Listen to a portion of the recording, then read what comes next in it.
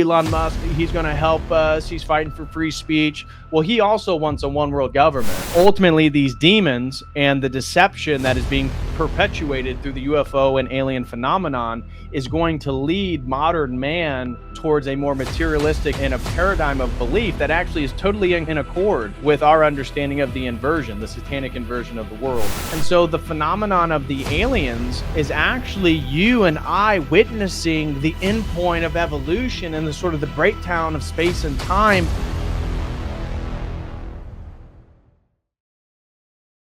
Just a quick reference to this book here, Orthodoxy and the Religion of the Future.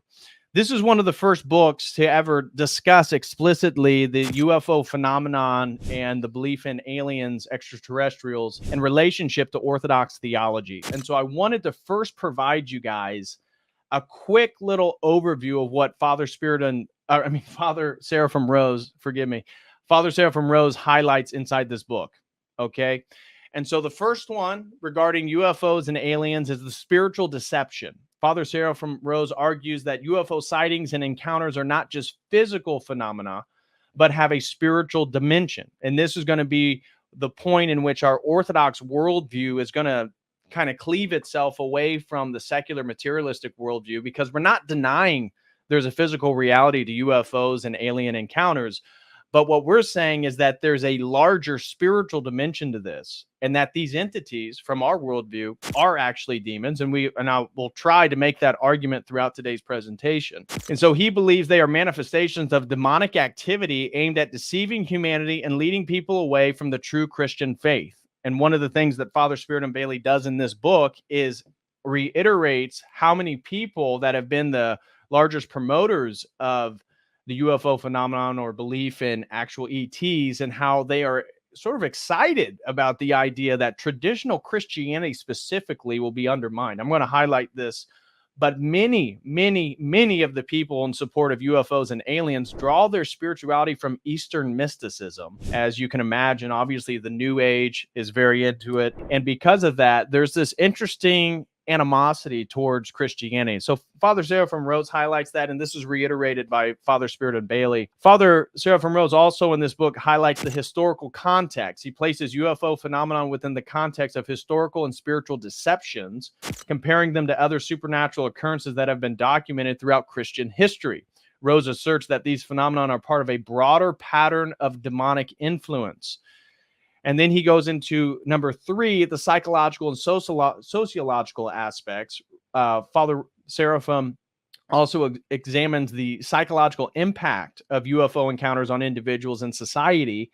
And he discusses how these experiences can create a sense of awe and mystery that draws people into the occult, New Age beliefs, furthering the agenda of spiritual deception. And this is something, again, that Father Spyridon Bailey picks up, that UFOs, and this was even discussed by Jacques Vallée and Carl Jung and many of the investigators into UFOs, is that it seems like they break down our understandings of rationality, logic, and our own understanding of the world around us, space and time. And so it's a confounding effect.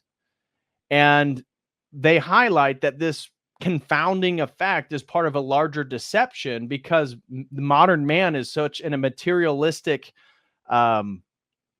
malaise in the culture. Everything is sort of supposed that science is leading us to truth. The only thing that's real is material. Everything's evolving.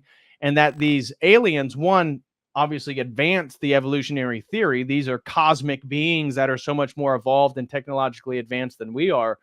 But it also then represents the opportunity within a materialistic secular world to have some sort of spiritual belief, or this idea of transcendence, or being a spacefaring entity. So that's where Rose is talking about that psychological and sociological aspect of it. Number 4, he talks about, in contrast, UFOs with Christian miracles.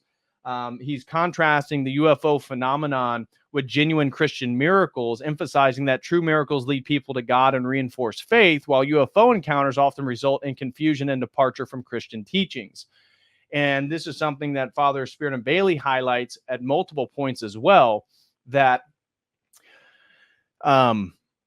these people, some of them, now we're going to be looking at the demonic possession and its similarities with alien encounters, because there are quite a few notable similarities there. But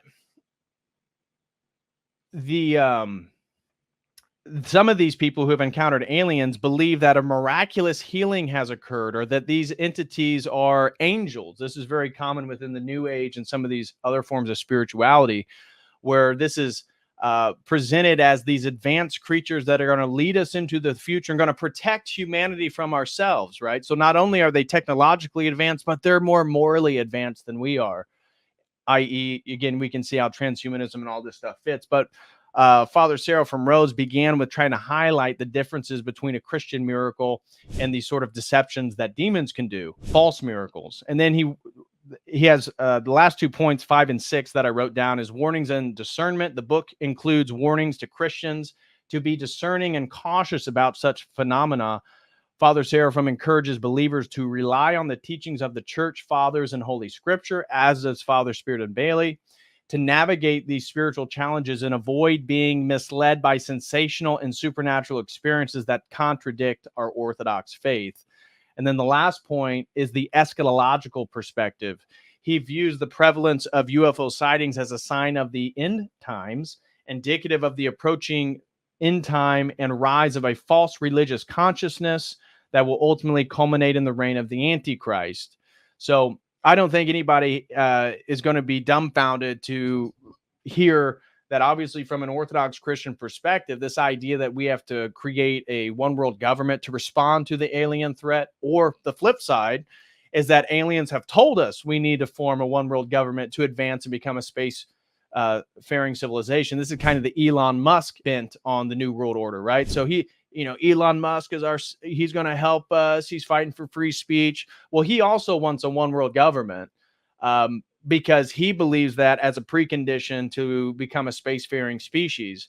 Well, this is part of an eschatological belief as Orthodox Christians that a one world government is indicative of the rise of the Antichrist. This is what the New World Order is. It's an inversion. It's a dissolution of the boundaries. It's a destruction of the human person. This is why transhumanism and all this stuff is tied together, and we'll probably mention aspects of it today. So ultimately, these demons and the deception that is being perpetuated through the UFO and alien phenomenon is going to lead modern man towards a more materialistic and a paradigm of belief that actually is totally in accord with our understanding of the inversion, the satanic inversion of the world. Here we go, a list of UFO religions. So as I said, this is actually quite common, and some of you guys are going to be familiar with Heaven's Gate. Heaven's Gate was the group that believed that they were going to hop on the alien spacecraft that was behind the comet. What was it? Haley something. This was in the 90s. And they all committed suicide. I think 30 or 40 people committed suicide, so that they thought as the comet passed the Earth, they were going to be able to be taken up onto the UFO. Yeah, Haley-Bopp comet. Thank you, Brandon O'Brien. And of course, they just committed suicide. And again, from a Christian perspective, any form of suicide. Now, we're not talking about martyrdom. We're not talking about somebody killing you for not recanting your faith. We're talking about people willingly killing themselves is always demonic. It's always demonic, because God never wants us to annihilate the image of God within us. But of course, we see this here with Heaven's Gate. But anyways, these are groups that deal with alleged communication between humans and extraterrestrial beings. Proponents often argue that most major religions are already based on the concept of supernatural beings in heaven. Forms of communication include telepathy and astral projection. Of course, I did a huge stream on astral projection, and I did a second part follow-up with Jay Dyer. So check that out on his channel. But I just want to show you a few of these groups. The Seekers, aka Brotherhood of the Seven Rays. We can see what year they're founded in, 1953. The Ethereum Society, 1955. Looks like some German group by Billy Meyer. Don't know that one. Ashtar Galactic Command is by Thelma Terrell. In 1977, the Chin Tao, Heaven's Gate, right? That's the one that everybody killed themselves. But one of the more, of course, Scientology, You could probably throw in Mormonism in here if you wanted. The Order of the Solar Temple is an esoteric new religious movement and secret society, often described as a cult, notorious for the mass deaths of many of its members and several incidents throughout the 1990s. Huh.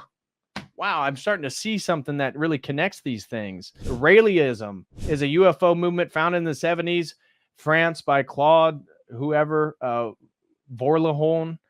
known as Rael. Scholars of religion classify Raelianism as a new religious movement. Of course, Scientology, Uranus.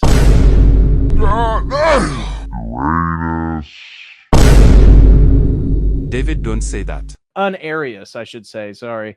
Falun Gong, we actually just talked about Falun Gong, the Rancha movement. But this one right here, Joy of Satan Ministries. This was founded in 2002. This is a UFO religion. Is a website of Western Esoteric Occult Organization founded in 2002 by Andrea Dietrich.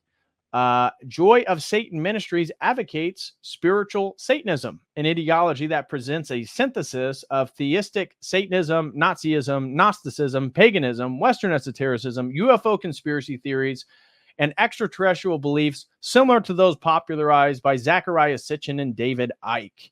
Members believe Satan to be the true father and creator God of humanity, whose desire was for his creations, humanity, to elevate themselves through knowledge and understanding. Of course, we see the gnosis, the Gnosticism, the emphasis on information, that somehow we get closer to God, we get closer to the aliens through the acquisition of knowledge. So just want to throw that out. Those are the few of the UFO cults regarding that topic. So, and then also part of this paradigm insinuates that ETs, some believe, are who you and I will be in the future. And so the phenomenon of the aliens is actually you and I witnessing the endpoint of evolution and the sort of the breakdown of space and time, because in a sense, we're seeing who you and I are going to be in the future. And of course, aliens are often presented as androgynous. And when we look at transhumanism and much of the political agenda at hand, of course, they also promote androgyny and the dissolution and distinctions between men and women. And so apparently in the future, we're going to have atrophied little bodies. We're going to have big heads so that we can know all the secrets of the universe. And then, of course, this endpoint is that we need a one world government. And this ties to the eschatological emphasis that it's both a message from aliens, according to some people. Terence McKenna, for example, said that the mushroom and the alien told him that we need to depopulate the planet, that there's too many people, that we need to form a one world government, that nationalism and patriotism is a problem because it causes wars and strife.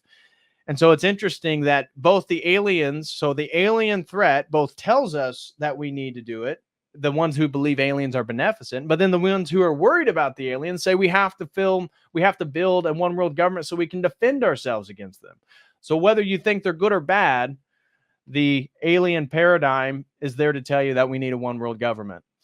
Now, in regards to our Orthodox Christian faith, this will be my concluding remarks before we start getting into all the content here, is UFOs are real. They're real physical phenomenon. People are really seeing things. It seems, at least in my opinion, to be documented throughout history. Now, I'm not supporting ancient aliens. I'm not saying that all human technology comes from aliens. I'm not saying that, the Nephilim are using us to mine gold in Africa, a la Zecharia Sitchin. But I think the phenomenon is historical. I do not believe that the UFO phenomenon is just located into the 20th century or beginning with Roswell or something like that. And I believe that aliens are demonic entities. I believe that they're noetic entities. I believe that the entire purpose and paradigm of it, obviously, if you followed everything I said, it's going to push you away from a traditional Christian worldview.